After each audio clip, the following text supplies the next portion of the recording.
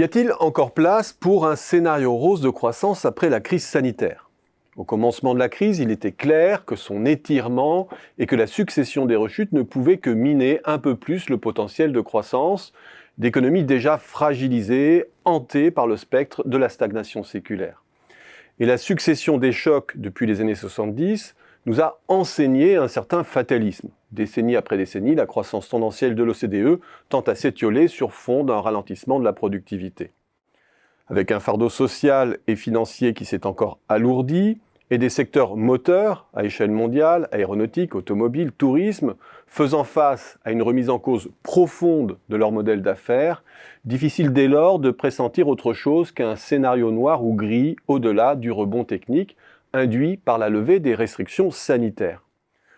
Ce rebond, s'il est synchrone, peut susciter une euphorie temporaire, mais cette dernière risque de rapidement être rattrapée par des forces plus puissantes et constantes, le vieillissement et le déclin démographique, les pressions salariales et sur l'emploi, et une compétition internationale exacerbée où la Chine ne cesse de renforcer son ascendant.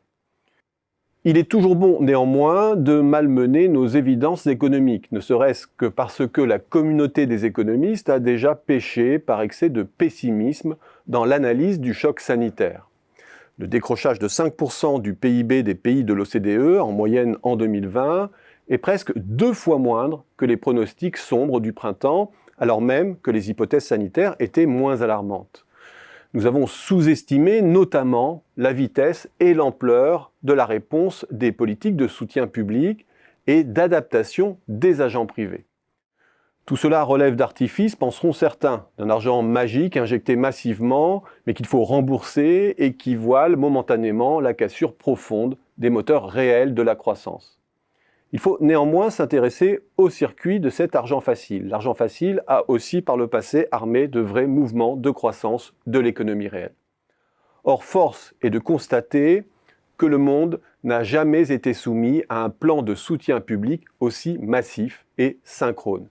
Et si les pays européens se sont battus sur la ligne de crête pour juste maintenir à flot le revenu des ménages, il est frappant de constater à quel point cette stratégie de préservation des revenus est présente partout à travers le monde.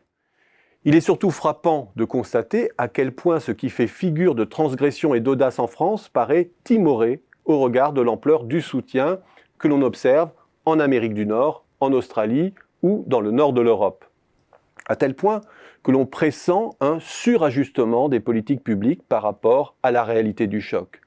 En France, la grande interrogation est de savoir ce que les ménages feront de leur excès d'épargne accumulé durant la crise, avec le vague espoir que ce déversement consolidera transitoirement la reprise de la consommation.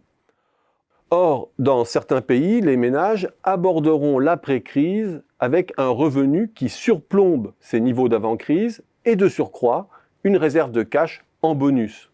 Toutes les conditions sont dès lors réunies pour allumer un très puissant mouvement de reprise par la consommation.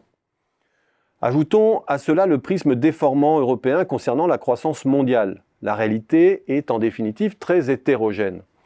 L'Asie de l'Est a clairement vécu une crise bien moins pénalisante que l'Europe, et les États-Unis, de leur côté, forts de 2 plans de relance gigantesques, n'ont dévissé que de 3,5% et disposent d'un potentiel de rebond très supérieur à l'Europe. Résultat, le commerce mondial a déjà récupéré son niveau d'avant-crise et les marchés des matières premières sont déjà soumis à des tensions qui surpassent la plupart des pronostics. Bref, une partie du monde vit sous l'impulsion d'un plan de relance par la consommation massif qui donnera son plein effet lorsque toute la sphère de la consommation des services sera libérée des contraintes sanitaires. Cela ne remet pas en cause les freins structurels que nous avons mentionnés plus haut, mais peut assurer plus qu'un rebond technique éphémère s'il se convertit en investissement. Avec un gros bémol cependant pour l'Europe, qui devra tenter de monter dans le train de cette reprise avec des prix des matières premières, des taux d'intérêt et une devise en hausse. Une histoire que l'on connaît déjà, d'un retard à l'allumage, même lorsque les vents sont porteurs, et qui mine plus sûrement sa croissance potentielle que les réformes qu'elle n'aurait pas faites.